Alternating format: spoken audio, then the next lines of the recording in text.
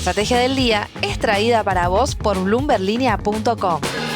Muy buenos días, estrategas. Soy Francisco Aldaya, editor de bloomberlinia.com, y hoy les voy a contar las 3 noticias más importantes para que arranquen su día. Además, Juan Pablo Álvarez con todo lo que hay que saber sobre los bonos en la fija. Como siempre, no se olviden de darle clic al botón para seguir a este podcast, de compartir este capítulo, de activar las notificaciones y si te gusta lo que hacemos acá de lunes a viernes, ¿por qué no darnos un 5 estrellas? 1. El Banco Central anunció el viernes que tomó $1.000 millones en un repo de bancos internacionales que resultó ser menos de la mitad de los $2.850 millones que le habían ofrecido las entidades financieras. Recordemos que el gobierno se siente cómodo pagando los vencimientos de enero con los dólares que compró del superávit financiero y que esta inyección apunta más a compromisos que llegarán a mediados de año. El plazo del repo será de 2 años y 4 meses con una tasa equivalente al 8,8% anual. En la operación se utilizaron como colateral a los Bopreal Serie 1D y según el Banco Central, el repo implica una nueva herramienta para administrar su liquidez en moneda extranjera a menor costo. La noticia llegó en paralelo a las negociaciones del gobierno para recibir más fondos con vistas a una eliminación del cepo antes de junio. La primera opción, según reportó Bloomberg News, sería de la mano de fondos de inversión privados o, en su defecto, buscar apoyo adicional del FMI. Se espera que Caputo defina entre estas opciones antes de abril, esto recordando que ya había dicho que preveía cerrar un acuerdo con el fondo para el primer cuatrimestre de 2025. ¿Será entonces simplemente patear los vencimientos o habrá un nuevo desembolso? Recordemos que con el anuncio del repo más los dólares comprados con el superávit fiscal, las reservas netas pasan a estar en un rojo de aproximadamente $3.400 millones. 2. Desde que se puso en marcha el régimen de incentivos a las grandes inversiones en octubre, llegaron al país 8 propuestas de inversión que superan los $200 millones cada una. Como escribió en Bloomberg Línea Mariano Espina, el primer proyecto aprobado fue el Parque Solar El Quemado en Mendoza de YPF Luz, que demandará una inversión de $220 millones. Con una capacidad de 305 megavatios, su primera etapa estaría operativa en 2026. En minería se destacan 3 grandes iniciativas. Galán Lithium planea invertir $200 millones en Catamarca, mientras que POSCO destinará $1.000 millones para expandir su planta en Salta. A su vez, AISA Group tiene previsto desembolsar $1.000 millones en una mina de oro llamada Gualcamayo en San Juan. Pasando a Vaca Muerta, sobresalen 2 megaproyectos. El oleoducto Vaca Muerta Sur, con una inversión de $3.000 millones, y una planta de GNL liderada por Pan American Energy que requerirá de otros $2.900 millones. En el sector industrial, Sidersa planea construir una planta siderúrgica en San Nicolás por $300 millones. Y como te comentaba el viernes, la última noticia llegó de la mano de PCR y Acindar, que van a llevar adelante un parque eólico en Olavarría con una inversión estimada en $255 millones. De estas iniciativas, 4 ya calificaron como proyectos de exportación estratégica de largo plazo al superar los $1.000 millones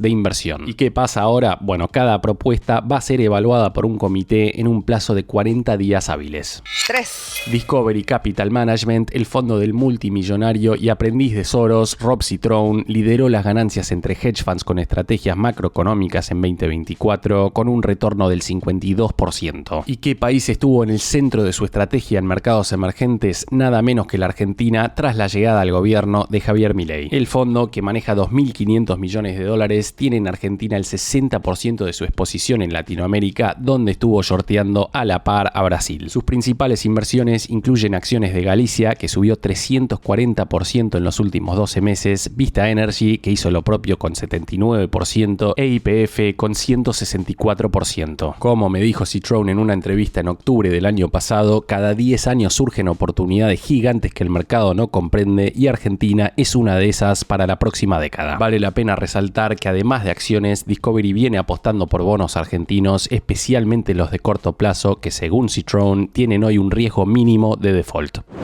Antes de pasar a la fija, veamos rápidamente cómo van a abrir hoy los mercados. El S&P Merval subió 1,2% el viernes. Fue una jornada más verde que roja para las acciones argentinas en Wall Street, con subas de hasta 3,9% para Mercado Libre y caídas de hasta 4,9% para Edenor. Los bonos Ley Nueva York cerraron en verdes de hasta 1,4%. El dólar blue va a abrir cerca de los 1.205 pesos, el MEP en 1.167 y el contado con liqui en 1.180 pesos. El Banco Central Capital, por su parte, compró el viernes 26 millones de dólares, mientras que el riesgo país va a abrir cerca de los 610 puntos. La fija. Y ahora, Juan Pablo Álvarez, contanos por favor qué está pasando en el mundo de los bonos. Buenos días, inversores, vamos a hablar de bonos. Luego de un excelente 2024, empezamos el 2025 con buenas vibras en el mercado argentino. Los bonos siguieron su camino ascendente y el riesgo país se mueve en torno a 600 unidades, mientras que por el lado de las acciones, el S&P Merval está en su máximo histórico en dólares, ajustado por inflación de Estados Unidos, tras haber superado los 2.300 puntos en moneda extranjera. Por otro lado, un informe publicado por el gigante estadounidense JP Morgan invita a los clientes de la entidad a no quedar afuera del rally argentino. El estudio señala, y abro comillas, hemos visto avances relevantes en diferentes frentes y creemos que aún no es tarde para involucrarse. El equipo de research del banco de inversión, refleja el informe, todavía ve espacio para que las valoraciones se expandan, las ganancias se recuperen y el riesgo país disminuya. Ahora bien, hecha esta mención al informe de JP Morgan, también es claro que las subas de los últimos meses pueden obligar a los inversores a volverse más selectivos. En ese sentido, hace tiempo venimos mencionando en esta columna distintos ejercicios hechos por expertos que muestran que para lograr rendimientos altos con los bonos en dólares hay que ir por el tramo medio y largo de la curva. Un informe publicado este viernes por GMA Capital calcula, por ejemplo, que si Argentina convergiese hacia un rendimiento del 7%,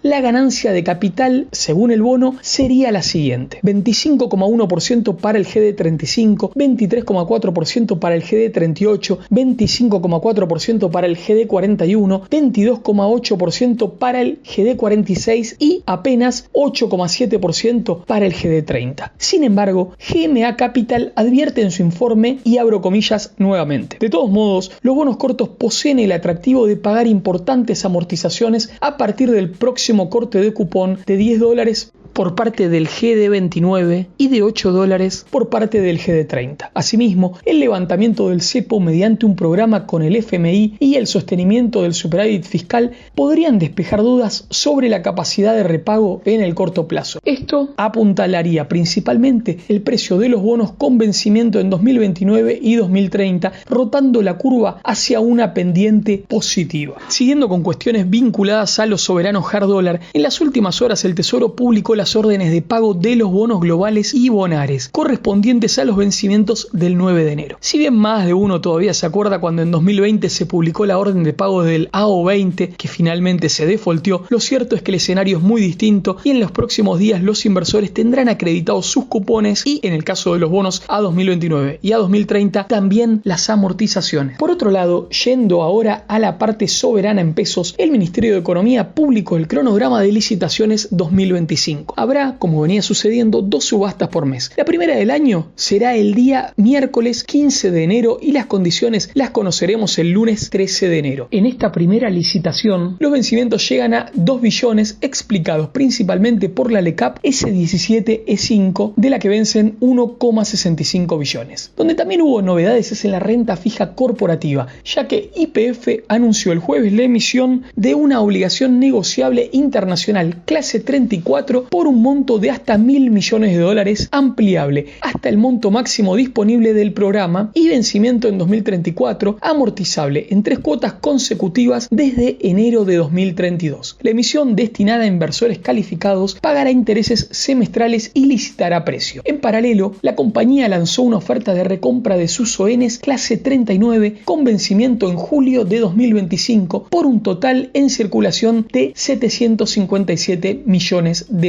El precio de recompra es de $101,95 por cada 100 nominales, más los intereses devengados al 16 de enero. Por su parte, el plazo para adherirse a la oferta vence el 15 de enero. Otra cuestión importante vinculado a las ONs es la siguiente. El viernes pasado cerramos esta columna mencionando un ruido financiero vinculado al sector agropecuario, dado que la sociedad Los Grobo anunció que no podía afrontar una serie de pagarés como ya había sucedido con la sociedad Los Surcos. Hay algunas inquietudes respecto de la situación frágil del campo en un contexto de commodities con precios bajos, impuestos altos y un tipo de cambio no del todo amigable para el sector. Sin embargo, en los últimos días hubo algunas noticias positivas. Por un lado, Rizobacter, empresa del grupo Bioceres, despejó todo tipo de dudas y canceló una ON de 26.666 millones de pesos y otra de $131.000. Al mismo tiempo, Rusticana, empresa que se dedica a la investigación de maíz y licencia su tecnología, recibió 2.700 millones de pesos de su compañía madre Colorados Sociedad Anónima para pagar 2 cuotas de obligaciones negociables de $500.000 cada una. Con esta inyección se busca llevar tranquilidad al mercado, aunque en esa misma asamblea se informó la disolución y liquidación de la compañía. En cuanto a esto último, la empresa enfatizó que la disolución no tiene que ver con que los negocios marchen mal, sino que obedece a la conveniencia de facilitar la separación para 2 accionistas que representan el 10% del capital social a fin de que queden en libertad de desarrollar sus propios negocios. Veremos cómo sigue la película agrofinanciera. Hecha toda esta introducción, ahora vamos a hablar con un experto de mercado, como nos gusta hacer en esta columna. En este caso estamos en contacto con Juan Cruz Michele, quien es socio en Best Value. Juan Cruz, en los próximos días se van a pagar intereses y amortizaciones de bonos hard dólar argentinos. Pensemos, por ejemplo, en alguien que cobra una amortización de un GD30, una L30 y quiere reinvertirlo. ¿Qué instrumentos te parecen atractivos? Ya sea del mundo acciones o bonos. Para alguien que cobre amortización o renta de algún bono en dólares, le recomendaría invertir Consultatio, que tiene un dividend yield de 5% aproximadamente y le veo mucho más upside que un bono hard dólar. En PR17 en pesos con un rendimiento del 48% o algún bono hard dólar largo que veo que todavía puede tener recorrido. Antes de hacerte la segunda pregunta, Juan Cruz, les comento a los oyentes que el otro día yo había publicado una nota en Bloomberg Línea preguntando a especialistas qué bonos les parecían los más atractivos para este año, y vos le comentaste a alguien de nuestro equipo que nos habíamos olvidado de mencionar al PR17. Ya que lo trajiste a colación en la respuesta anterior, te pregunto ¿por qué te resulta tan atractivo este bono? Efectivamente, el PR17 es el bono de renta fija para mí más interesante de los que hay hoy en día. Es una emisión muy chica de un bono proveedores que fue emitido en mayo del 2022, que quedó fuera del radar de los fondos. Las cláusulas de emisión son tasa Badelar, que capitaliza trimestralmente y empieza a pagar capital más intereses a partir de mayo del 2026. Hoy cotiza con una paridad del 82% y con una tasa Badelar que es cercana al 32%, le da una TIR del 48% aproximadamente. Me gusta porque imagino tasa real positiva para la apertura del cepo, con lo cual cierra por todos lados para el escenario que imagino por delante de la Argentina. Juan Cruz, ¿y qué activos te parecerían interesantes si tuvieses que armar una cartera conservadora y cuáles si tuvieses que armar una cartera más agresiva? Es difícil para alguien conservador invertir en la Argentina. Hasta el año pasado la protección venía dada por el precio de los activos que daban un margen de seguridad importante, cosa que ahora ya no, a estos precios no está. Esto hace que sea complicado armar una cartera conservadora. Dicho esto, yo compraría bono del Tesoro americano, que utilizaría de colateral para tomar caución en pesos, y con esos pesos compraría el bono PR17. En definitiva, lo que estoy haciendo es un arbitraje de tasa en pesos, donde mi costo es 32% y devengo al 48%, evitando así el riesgo de tipo de cambio. Para un inversor audaz, iría con PR17, Grupo Clarín, Consultatio, IEB Constructora, Exdicasa y CDR de Geopark. Juan Cruz, por último te pregunto, ¿qué catalizadores te parece que podrían darle un nuevo impulso a los activos argentinos? Los catalizadores que veo son, primero, como condición necesaria, que el gobierno siga con el plan fiscal sin ningún tipo de concesión. E imagino en un no muy largo plazo un nuevo acuerdo con el fondo, con desembolsos de fondos frescos que le permitan al gobierno abrir el cepo en el 2025, y eso va a generar que se aceleren el ingreso de flujos para Argentina. Muchísimas gracias, Juan Cruz. Un gusto poder contar con tu presencia en La Fija. Estimados oyentes, comparto con ustedes algo que leí en un informe de la consultora 1816 y me resultó importante para traer a colación. El estudio señala que la exposición de inversores offshore a deuda pública y privada en pesos es muy baja en comparación con lo que sucede en otros países de la región con respecto a deuda pública y privada de sus monedas. En septiembre de 2024, los inversores del exterior tenían apenas $762 millones en inversiones en pesos en sus portafolios. Este número llegó a ser de, atentos, $25.000 millones en 2017. Por último, el otro día pensaba que en esta columna nunca hablamos de criptos, ya que son activos que parecieran estar muy lejos de los bonos. Sin embargo, Hoy en día los vasos comunicantes de los mercados lo acercan todo. ¿Por qué digo esto?